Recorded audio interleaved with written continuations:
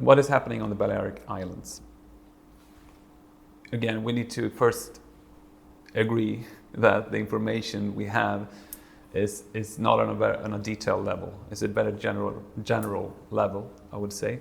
It has been communicated for some time that the local government is very concerned about increased prices on the islands, increased influx of foreign investments, foreign buyers buying properties on Palma and the Balearic Islands, and not enough housing, not enough rental properties for the Balearic people, the Balearic residents.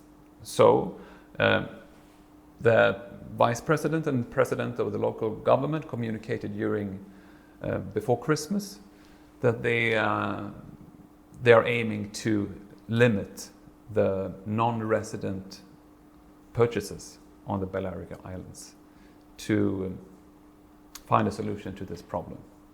That is what we know. And right now, what has been communicated is that they are creating a commission to analyze the situation. Of course, one wouldn't know what kind of analysis is being done, but you could assume that they are, of course, investigating if this kind of prohibition is according to Spanish legislation, if it adheres to European law, basically. And the principles that are in place, most important one, is a very fundamental principle within the European Union, and that is the freedom of movement.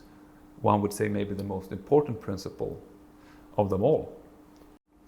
The local government are relying on certain examples. They are referring to Denmark, that has certain limitations for foreigners or non-residents to acquire a property in Denmark. But if you go and analyze the actual law in Denmark, yes, there are some limitations, but still rights for European citizens to buy homes in Denmark. It's not prohibited in maybe that way that has been communicated.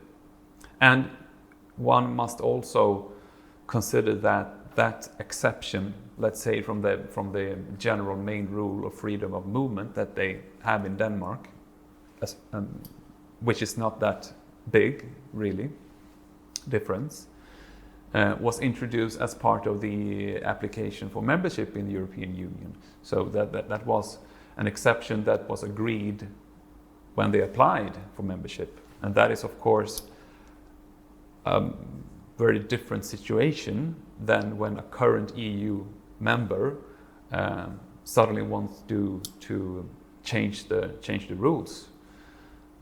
So there are details here that will be important, I think, when and if this kind of legislation is actually on the table.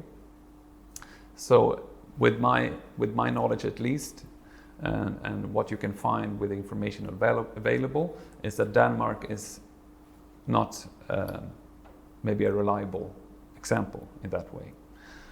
They're also referring to examples in Austria. There are a small village in Austria with certain exceptions for non-residents to buy land.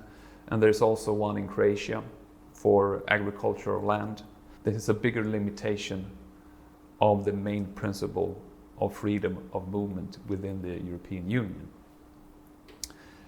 And one should also remember that this has been done before, but it's been tried before, from Belgium in 2009 and from the Corsican Parliament in 2014, and it was struck down without going into details. So we'll have to wait and see what this committee in the end communicates, and of course any implementation, any new legislation could be challenged by the Spanish government or by European Union.